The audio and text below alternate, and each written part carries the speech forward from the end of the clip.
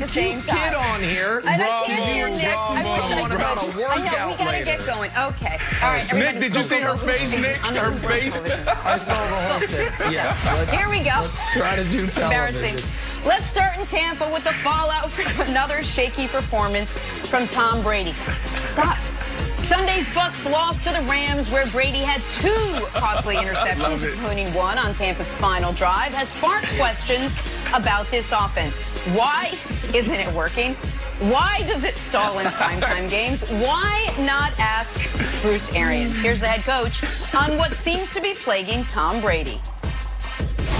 I don't think it's a confidence problem whatsoever. It's just still it's not lack of trust. It's just lack of continuity within the offense of the whole picture. We've got the guys open. We just missed them. And there are times when coverage dictates you go to that guy. So I think we can do a better job of utilizing the deep ball in our game plan, more of or less of. So each and every week's so different. But when they're there, we need to hit them. We can't have them going off our fingertips, and we can't overthrow them. Other than the deep ball, I think he's getting confused a few times with coverage. That might be causing some inaccurate balls, but I don't see it at all in practice. We're not missing the deep ball in practice, that's for sure. So it's just a matter on Sundays hitting them. All right, I can hear. I am back. Here we go. And I just listened to that, and I got to ask you, Brandon, are you buying what Bruce Arians is selling, that this is a lack of continuity for Tom Brady, and that's why he's having some problems? 100% is definitely chemistry and continuity issues, the same way as some chemistry and continuity issues in the Wolf House this morning. This is classic. Look, there's a few things that Tom Brady can't control, Jenna. One of them is hitting the deep ball. You just heard Bruce Arians talk about it. We talked about it this week on our show. He has to be able to hit Mike Evans when he beats Jalen Ramsey. That could have been a difference maker in that ball game. He actually had him twice. Just throw him a good ball. And also, you had Gronkowski. You have wide receivers that can take the top off this defense, or they can make a play with you on those 50-50 balls. Reading simple coverage. I said this Tuesday. I said it yesterday. Those were some of them. Those were mistakes that we wouldn't see Tua make. This is simple disguise. They look like they were in quarters. They rocked a 3. The safety overplayed it. You have to be able to see that. That's one of your biggest tendencies that you have in a 2-minute drill. Everybody knows you want to throw the seam ball. You go back to week 1 playing against the Saints. What was the pick that he threw? The seam ball. Mike Evans stopped. So obviously there's some chemistry, there's some continuity issues, but there are things that Tom Brady can control. Now, everybody's beating up on the Bucks. Everybody's beating up on Tom Brady. I was one of them yesterday. You got to hold these guys accountable. That's what makes sports in the locker room so great. Now, let's go to a few things that can fix this Tampa Bay offense. So let's take a look at it. 3 things I believe can get this offense in the right direction. Number 1, run the ball. You have an aging quarterback. Why did we run the ball 18 times? We should at least be running the ball 25 times, maybe even be pushing 30 times a game. They did that in New England. That's what made them successful. Run the ball. That's number 1. Number 2, you counter the run game with waggle and play action. What's waggle? Waggle is a max protection. You know, Nick talks about it all the time. Well, if he's playing against a team that has a pass rush, he's not going to play well. So what do you do to combat that? You go waggle protection. Now you have your stars on your team, your 3 wide receivers that can run 18-yard comebacks. They can run 9-yard stops. Tom Brady throws the 9-yard stop really well. They can throw the in-cut, post. They can run crosser, post. There's so much you can do off waggle protection, and guess what you also have? You have the back chipping and getting into the flat. It's always a good look.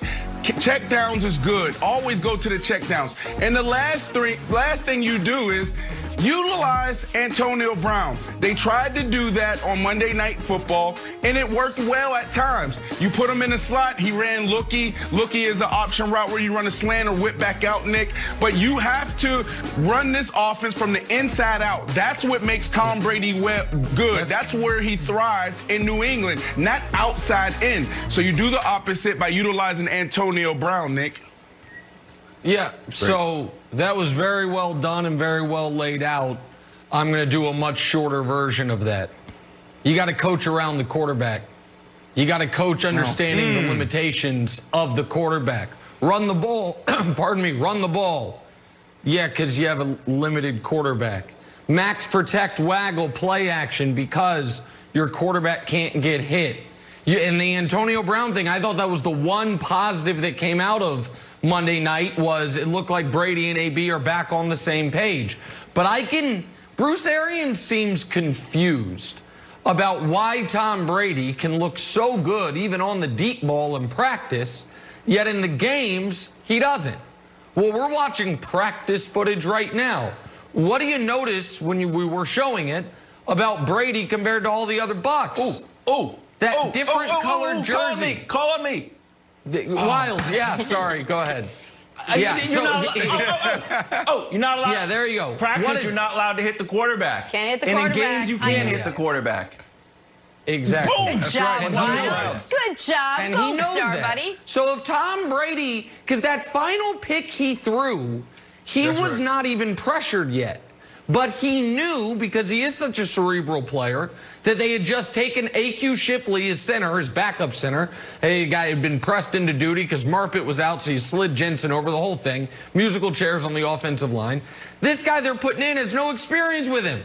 And the guy he's up against is Aaron Bleepin Donald. So he anticipated the pressure. Was like, I got to get this ball out of here. That's the problem here. And so I'm not saying Brandon's fixes won't help it or you can't work around it, but I know why he looks great in practice. Because he's protected in practice. In the games, he's not. And that, to me, you saw last year with his final year in New England, and you're seeing it a ton this year. His passer rating when pressured is 55.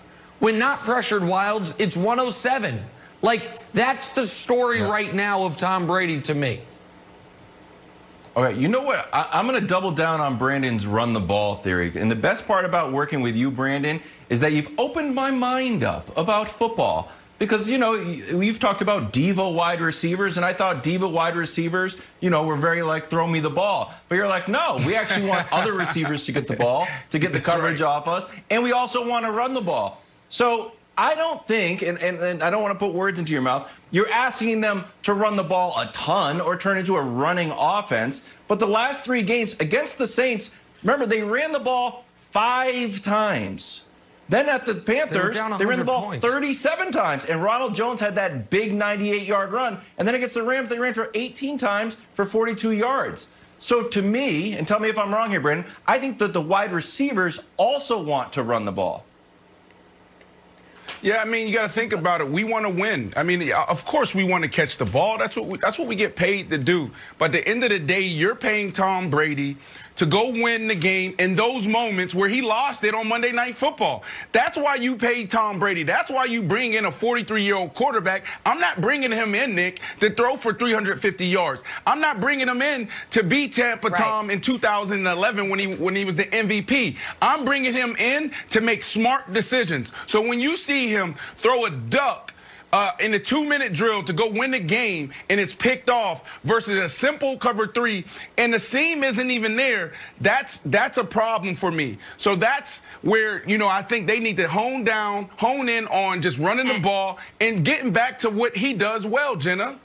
Right. And quickly, this is what Coach Mangini said on the show yesterday. You know, you're trying to change up this offense so much to make it work. You have a quarterback who's not much different than he was last year, and they built a system around him last year, and it worked. So why not maybe try to do the same thing in